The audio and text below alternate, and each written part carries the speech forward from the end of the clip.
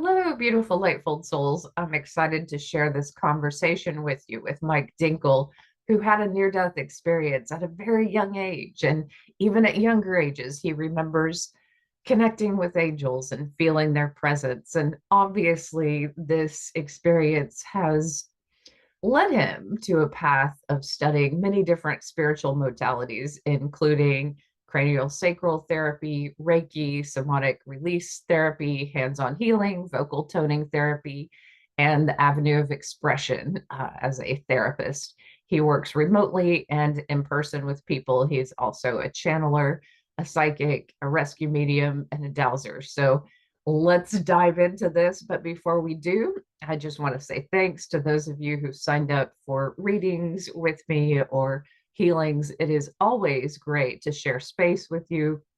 And also, if you want to check out the IANS recording of an event that I had with Dr. Jan Holden and Sheldon Lawrence, who wrote the book Heaven Will Wait, we had a fantastic, fabulous conversation about the afterlife. So it was a fun day, and I'd love for you to check that out and this as well. But let's dive in. I am so excited to be here with Mike Dinkel, who I met at an IANS group, and I just got the feeling that he needed to share his near-death experience story with a bigger audience. So welcome, Mike. How are you doing? Very good. Thank you. It's nice to be here. Yeah, so tell me a little bit. You had a childhood NDE, from what I understand. So tell me a little bit about your early memories in life. So the first real incident that came along was one of an experience with what I now think of as with an angel. I was about 2.5 years old. Um, and I remember it because my brother was still an infant and he's 2 years younger than me. And he was in the same bedroom as me, and still in a crib. But I woke up, uh, and there was a red and orange flame on my chest. And I thought, my gosh, I'm on fire. And every time I swatted it, it would move to the side as I would start trying to put it out. And I thought, what's going on? And I stopped. And when I did, it diminished, got smaller and smaller and disappeared. And then I heard something to the effect of, it's going to be okay. And I thought, wow. So I had to use the restroom, got up, did that, came back, and I thought, oh, my covers are going to be burned. I'm going to get in trouble tomorrow. So I pulled everything aside and looked, and nothing was burned. Nothing at all happened. Um, and the next day I talked to my mom about it, and she said, oh, you were probably still dreaming. Um, but no, it was very real to me. I mean, so real that I was looking at the covers to see if they were burnt. Um, and now looking back on that, and after several psychic readings that I've gotten and talked about it, it was an angel that had come to me. Um, and then at about 3.5, uh, I was down at the local beach, which is called Lovers Point, and it's a beach where a lot of swimmers go and kids play in the waves. It's and in the beach area. And so I was down playing. My mom was there with my son, or not son, my brother, her son.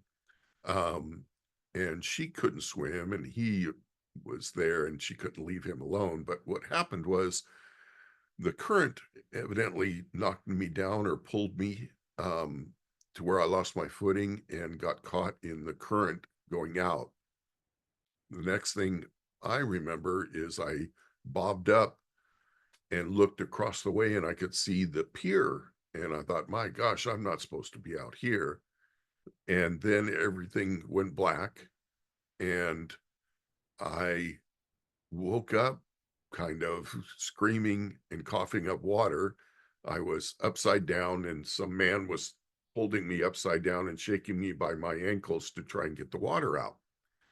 And of course, back there back then in 1962, nobody knew CPR or anything like that. So that was the way to, to get the water out, or one way. And later on, I had talked to my mom about it. I said, what all happened? And she said, well, I saw you get pulled in, and I couldn't do anything because I didn't know how to swim, and I couldn't leave your brother alone and run in there. So I elbowed the gentleman next to me and said, hey, my son just got pulled in. Can you run out and get him? And it wasn't until I bobbed up that they saw how far out I actually was. So Wow. I never saw a tunnel or a white light or anything like that. But what often happens with children like that is they suppress things that they don't understand. So I've had one past life reading about it, and they said that what happened was when you went under, the angels grabbed a hold of you and pushed you closer to shore so this gentleman could get you and pull you out. A lot of childhood NDEs and NDEers just feel different. You know, they feel connected to the spirit world. And it's PMH Atwater, who's the researcher who you should Ah, definitely check out, okay. who talks about these. And she said it's kind of like, you know, you're picked up out of the stream of eternity, but you just came from God. So it's kind of like you really didn't have a lot of experience in life other than just being taken up there. And she said it changes kids forever. Did you feel different? Did you feel connected to the spiritual world, or what was your experience like after that? Yeah, a lot of things took place. I grew up Catholic, but at about 4 years old, I think it was, or somewhere close to there, I came to my mom and I said, you know, Mom, I don't think God's sitting up on a throne in heaven. I think he's inside of us. I think that's, part of him is inside of us. And she said, oh, no, going back on the Catholics, and said, no, he's up in heaven, sitting on his throne and watching over everybody. And I I just knew that wasn't true. And then growing up Catholic, there were a lot of things that I knew weren't right. And then there are parts of what they would talk about that I could feel in my heart that were. And then I started having mediumship abilities, seeing spirits, feeling their presence, then psychic abilities, started doing healing work on people. And I didn't know back then what I was doing. I was just uh, listening to them. I would be sitting at a party, either one of my parents' parties where they invited people over to the house, or well, back at that time, that's what was going on. And these people would come and sit down next to me, and they would unload all their problems, and I would get in this zone with them and locked on their eyes, and nothing else around me mattered. And they would get up a few minutes later, happy as can be. And I was like, oh, that was one of those things again. That was at about 10 years old. You were doing Yeah. these. So you were growing up in California, and your parents were social in that way. Yes. Yeah. They were both realtors. And so they would entertain guests and friends also. Oh, well, how fascinating. So to you, it was just normal. It was just a gift that just came through, huh? Yeah. Although I didn't understand the healing until much later, when I got a psychic reading, and she explained and asked me, has this, and this ever happened? And describing exactly what happened. And I said, oh, yeah. And she said, well, you were using your own energy to heal those people, and you need to take some lessons and learn how to not use your energy, but use the divine energy and Mother Earth's energy and be a conduit for that energy. So, Exactly. So she set you straight. That's yes. Yeah. otherwise you'd just be a depleted empath. Right. Yes. So tell me about the mediumship abilities and like what that was. Were they people that you knew or ghosts? Didn't understand what they were. And so I would be watching like late night shows like Johnny Carson was on back then and a few other talk shows, and my parents would be watching it, and a psychic would come on and they would talk about mediumship. Like the local lady here was Sylvia Brown, who at that time lived in San Francisco, but later moved to San Jose. But she wrote quite a few books. And what I would do is write the person's name down and then go down to the library and see if they had written any books about it and check those books out. And then, of course, next to those would be other authors that wrote similar things.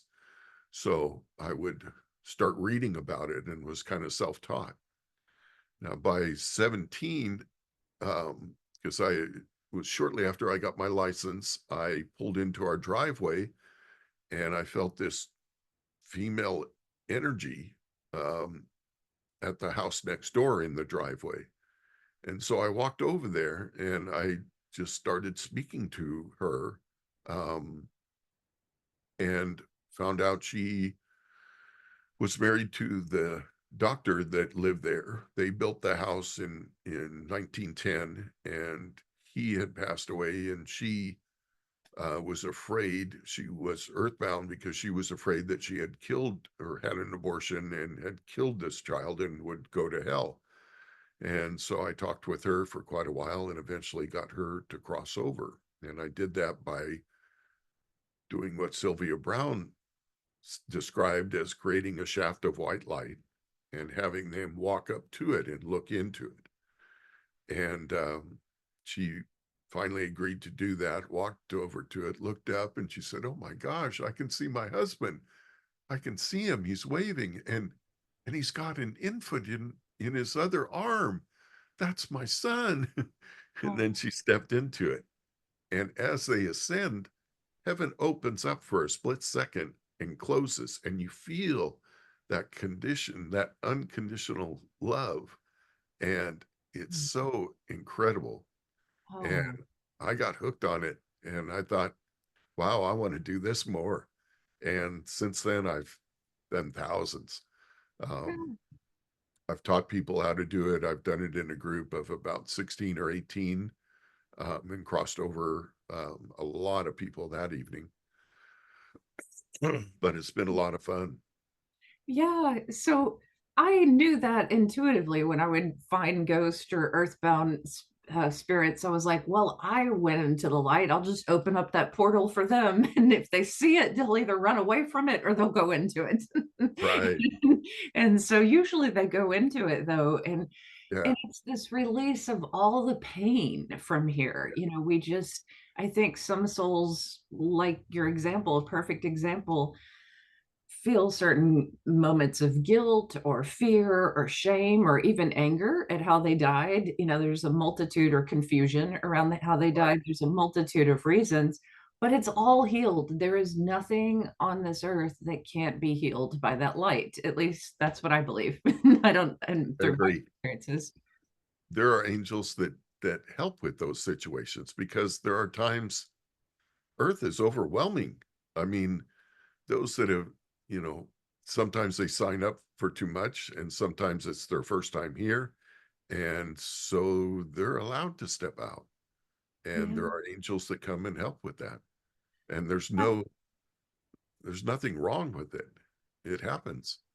yeah. Um, you know, they get extra assistance when, from what I understand, when they get there to look over the list and see if they want to, go back and finish that or what they want to do.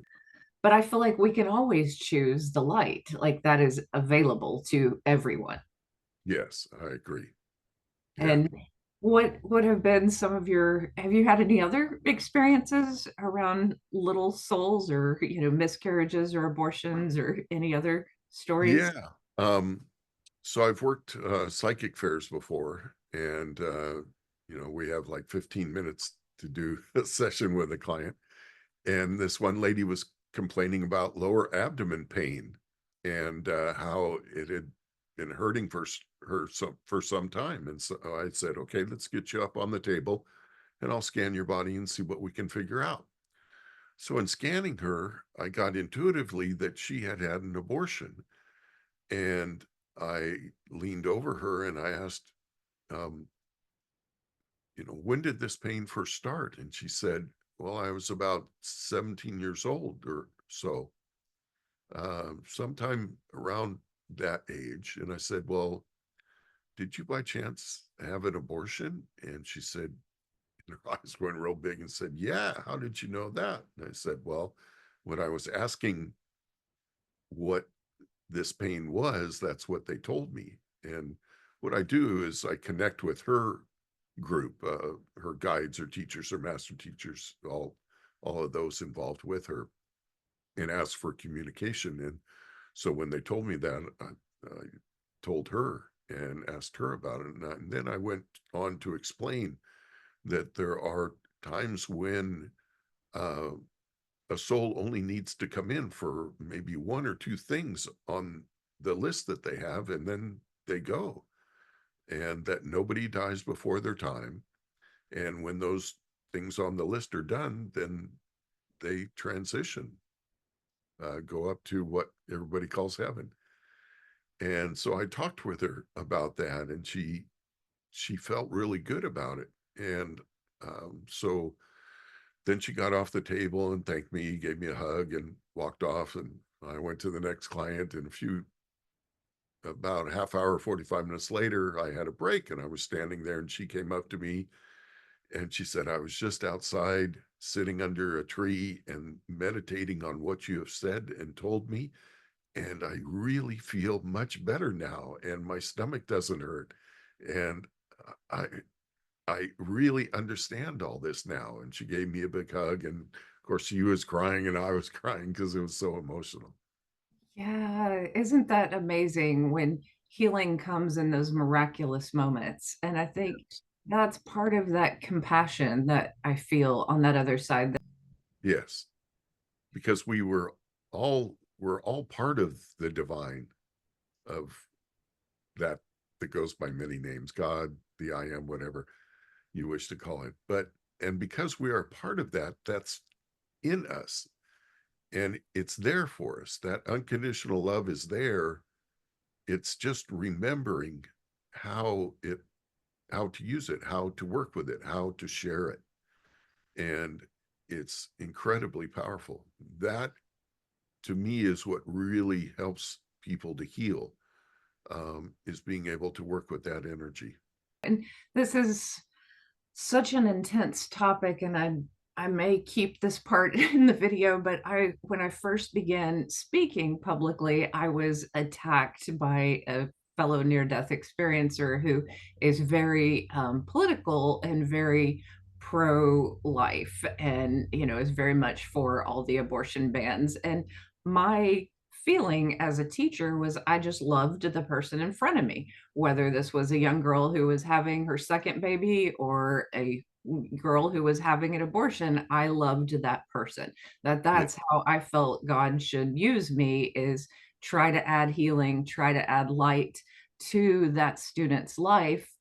And don't judge, right, because who knows? And through my career as a public school teacher, and I saw very pro-choice mothers decide to let their daughters who had been raped have abortions, yeah, because they were suicidal, these right, 14-year-old girls. And they were like, I'm not going to lose my daughter. If she has to have yeah, an abortion, she's going to have an abortion. And I saw their political, beliefs change in the moment of almost losing their kids. So it's a complicated yeah, issue. But what I always feel is these spirits are meant to touch down to teach us something. And sometimes, like a good friend of mine, she had an abortion at a young age. I believe, and I feel this, that that same child came back to her. Souls on the other side know when they're coming in and when they're incarnating, and they choose this. They choose it, whether it's a miscarriage, an abortion, whatever. right. And God is incredibly merciful and loves all of us. So, that to me, it's like there's a choice, but they're not totally embodied if they know that they're going to die. So it's kind of like they're hanging out there. At least Yeah, that's the way I see it. yeah, yeah, I agree. There was another incident where a child had died at 3 years old, and the parents just could not understand it. And I was speaking with the mother. And again, I spoke to her about, that sometimes they only need to come in for a certain thing. And sometimes that's to share love. And I said, sometimes what happens is this child will come in and everybody wants to see the new baby. So all the relatives, even those that you've had arguments with in the past, will want to show up and see this new baby. And in doing that, it brings everybody together. And then the baby passes. And again, everybody gets together because of the sorrow and the grief, that's taking place in the loss of this infant or child. And so again, the families come together. And this is possibly what that child signed up for, was to bring this family together. I can go through, as the child would possibly say, this birth and death in order to bring this family together. And that is my way of, of helping, giving unconditional love. There is no grief. I know for parents who have lost kids, there is no grief deeper than that. I'm sure as a medium, you've seen that in people. It's palpable to me. The first time I started telling my near-death experience and I saw those mothers and fathers, I was like, oh, I can feel their grief. But I do know that a connection to the other side helps some. Have Yeah. you have you seen that healing in progress in some of your readings? Yes, I have. Yeah. Yeah. I've seen them, overcome grief, understand grief, understand death better. I've experienced death myself, with family members, and working with them and helping them to let go of the body and hold on to the love, because that's all you can take with you, and that is incredible to take that love with you. Isn't that the truth? It's the only thing we can pack. It's the only thing light enough to go on that Yeah. journey. Yeah. It's just the love and the light. Yeah. And you know that total forgiveness is hard to find in this lifetime, but I don't know about you, but I've been finding a lot more of it lately, at least in meditation. Just that forgiving the world everything. It's painful. We have It our is. triggers, but what do you think? All this consciousness studies and all this focus on near-death experiences, do you think it's making a shift and a difference in people? Are you beginning Oh, to yeah. see this? People recognizing this. I mean, through the late 70s and early 80s, nobody understood what, if I told him I was a healer. One gentleman, I said, well, I'm an energy healer. And he said, oh, do you work for PG&E? And I said, no, not that kind of energy. I said, it has to do with your energy. You're replacing your energy, and or not replacing, but repairing your energy. And uh, he was still a bit confused, but now most everybody has heard of Reiki. I would say 80 to 85% people have heard of that. That's probably the most popular or most well-known form of healing. And then, amazingly enough, people have heard of craniosacral work, which surprises me, because when I first started taking it and learning about it, I had never heard of it before. But synchronicities aligned with that.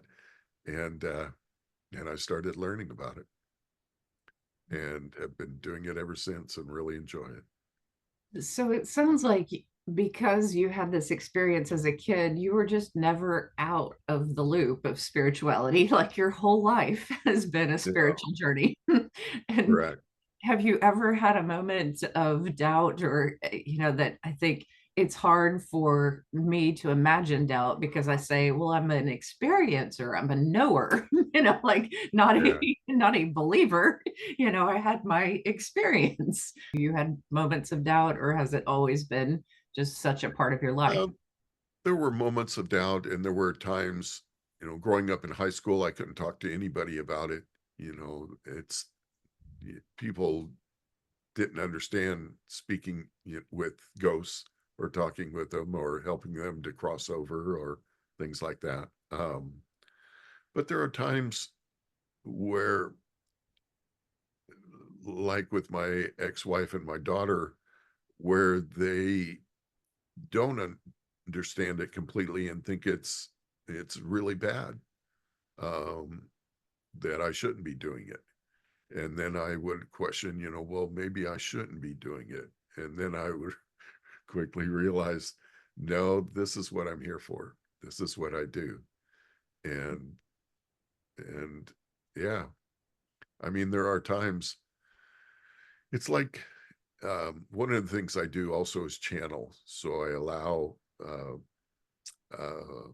a group entity to, which I call Christ consciousness, to come in and speak through me. And there are times where you're getting ready for them to come in and you're wondering, are they going to show up or not?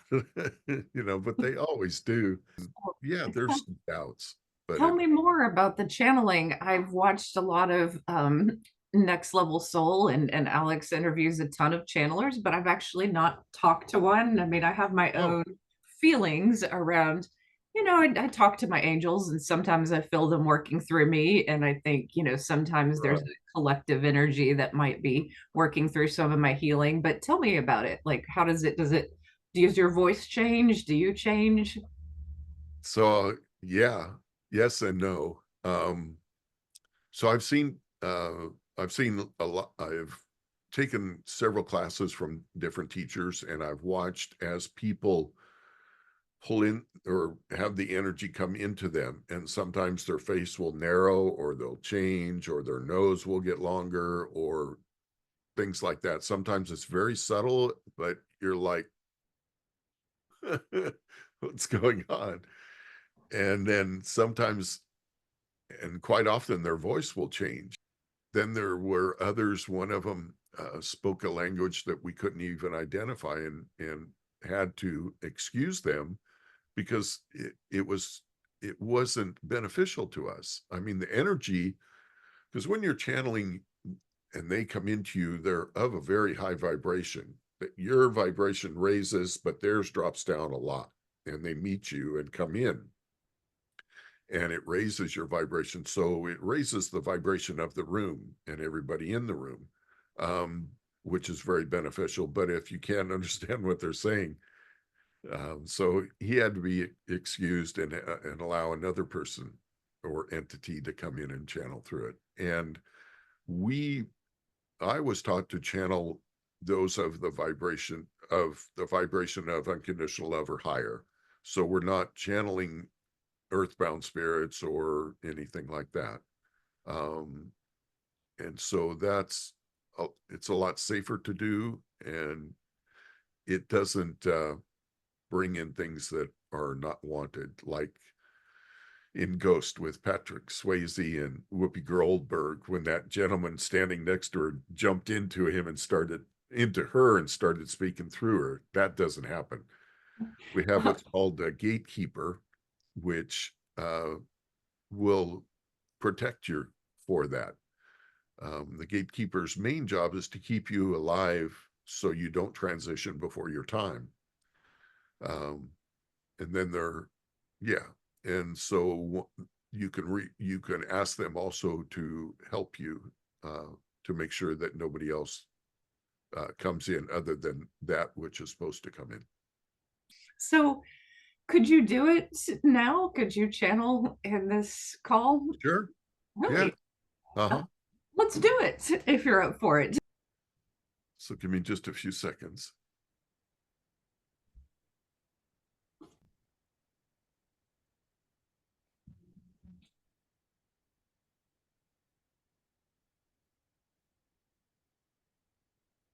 Thank you for this opportunity to be here to share. So it's easiest for us to answer questions if you have any. Um, what Yeah. we'll start with is your conversation with Mike was great. So, so true, all of it. And there is the divine that is within all, everything, um, not only humans, but everything else has divine energy in it. The trees you see, the plants you either grow or eat or consume or enjoy, the flowers, everything feels love and gives love. Um, if you've ever been walking down a path and suddenly look down and see this beautiful stone, and you reach down and pick it up, and you're looking at this stone. So what makes you look down? That's the question. So what it is the rock talking to you, the energy of the rock. And there is energy in everything. Even this computer that we're working on has energy. So this rock spoke to you, and you looked down and you picked it up and you connected with it. And Mike has 4 or 5 rocks in his pocket that he's connected with, and more over on his nightstand here. But we're revealing a little too much about Mike, maybe. So, So, what can people do in times where they are overloaded with information and energy for others, people who live in big cities or work around big crowds, or just feel this sad division in society and long for unity? How can we deal with overwhelm as human beings? that's a very good question. There are many ways to deal with it and to work with it, knowing that you are a part of the divine, uh, part of the God, whatever you wish to call it. Um, and that is there for you, in you. And in knowing that, you have to also realize that every challenge that you've come up against so far, you've made it through 100% of the time. So the challenges you're going through now, even as big as they could possibly be, you will make it through these challenges. And we like to call them challenges rather than problems. Problems are a little harder to solve than a challenge. Most challenges you can overcome, just as, and the wording shifts the energy around it. Another Hmm. thing that Mike was taught and works wonderfully well is to imagine all that's going on around you as a tornado, and you are in the center of the tornado where it's calm and quiet. And if you reach out to any of the things that are going around outside of you, you can get pulled into this tornado. And then it's very hard to get back to the center. It's not impossible, but it takes a lot of willpower. And there are those that are here on this earth to work with the energy of the tornado and to be a part of that. Um, and they are working in their capacity in that way. But if it's not yours, then stay where it's calm in the center of the tornado. Yeah, I've learned that you can create light and healing even on your property, even on your land, that Oh, you can yes. expand energy. Are there tips for people to do this? Is it just using your consciousness and working with energy? But how do we expand our safe bubble? So your imagination is much stronger than you have any idea. And it should be taught in school how to use your imagination. But unfortunately it's not. And that's one of the ways that they control us, by not allowing us to learn these things. But anyway, so you can imagine white light, and white light is divine light. It's the unconditional love, and you can bring it into yourself. You can imagine it in the center of your chest as the size of a pencil eraser, and see it grow and get bigger and bigger and bigger and fill your whole torso, and then go out your arms all the way out to your fingertips and out the top of your head, out the bottoms of your feet, and just encompassing your whole body. You can fill the room you're in the same way, and fill the house that you're in the same way, creating a huge white light around your house. Before you go into work, sitting in your car in the parking lot, you can imagine your office filled with white light. In the same way, see it as a little pencil eraser and getting brighter and brighter and filling the room, filling your desk, filling your cubby hole or whatever you have, then encompassing the whole building, and just closing your eyes and imagining this white light filling everything. And it makes a difference. Mike has practiced this, golly, it was 22, 23 years ago. He was having trouble at work and started doing that before he would go in. And it made an incredible difference. The first day, he would walk in and people were smiling at him, and he was like, what's going on? And it shifted the energy in the building, and it really works. Yeah, I think too often when we're frustrated, we keep playing the frustration and the anger over in our heads instead of using our creative consciousness to start working on it at an energetic level. Do you Right. have advice for people who have chronic illnesses, even undiagnosed illnesses, that they do go to healers and they do keep trying and trying and are Sure. still suffering? So the body talks to you, and when there's an issue with the body will tell you. And often it's a very slight pain at first, but it's the body's way of getting your attention. If you ignore that, or if you suppress it with painkillers, you're putting a band-aid on something that needs to be fixed. And what happens then is your body gets a little louder and a little louder and a little louder. And the more you ignore it, the more pain you're going to feel. And Mike went through this himself. Um, and so it's listening to the body and recognizing it and understanding it. You also have to understand that there are those that are pharmaceuticals and such are there to make money, and they're a band-aid also in most cases. And they're not only a band-aid, but they're a band-aid that has a side effect very often, or several, which masks the original problem that you were having. And now you're more concerned about the other problems that have come up. So it's listening to your body and recognizing it and addressing it as soon as possible. Maybe your knees hurt and all you need to do is go for a walk, 20 minutes a day. And that exercise will bring more circulation to your knees and help. Um, maybe, the common cold, you're not eating something or consuming something that you need. And there are those out there that can find out what that is. There's people that do muscle testing. There's lots of different ways to find out what it is that your body is needing that you're not getting. Um, the food that we consume now is not like it was 100 years ago. I mean, a head of romaine lettuce had all the vitamins, and, a lot of vitamins and minerals that it no longer has.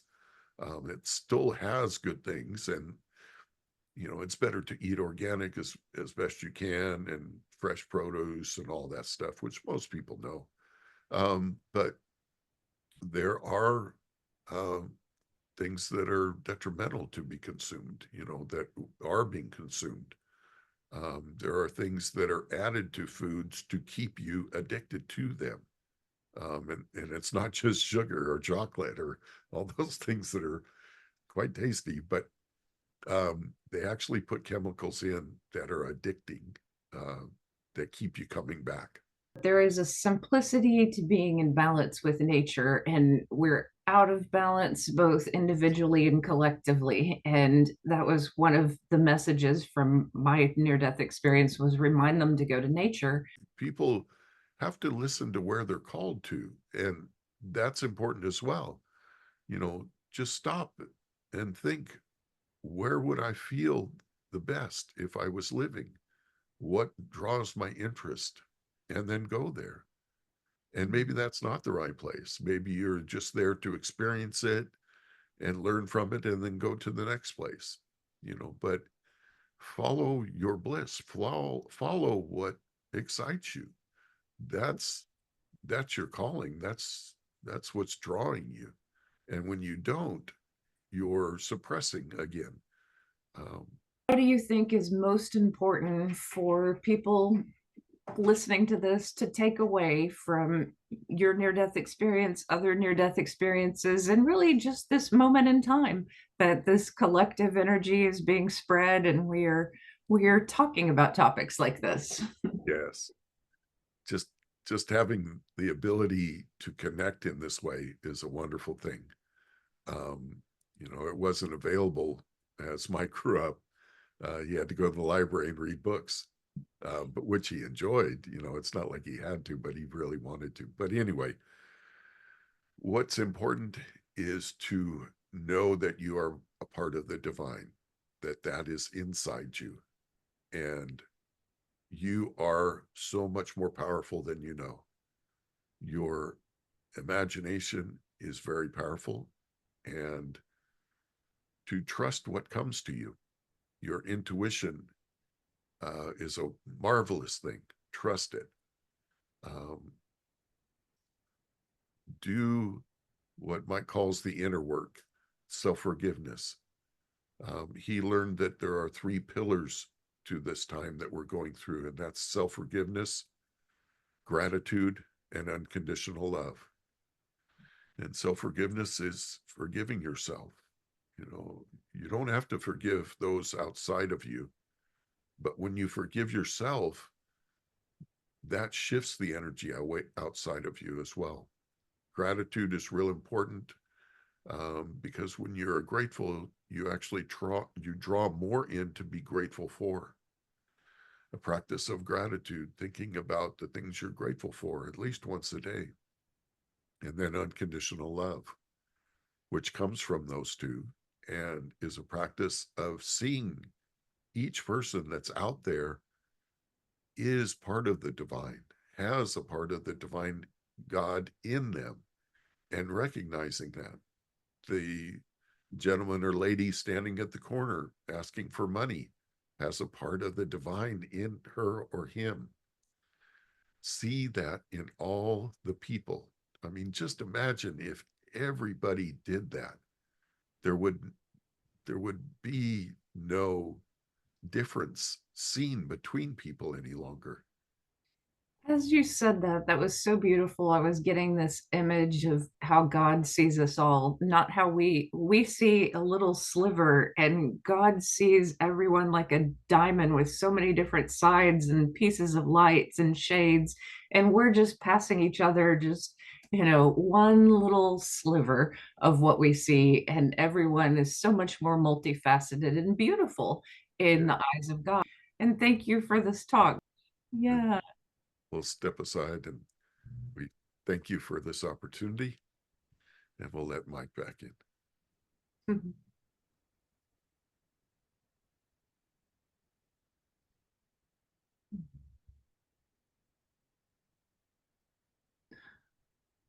I Wow, love that. that was fun. That was. I love doing that. I loved it too.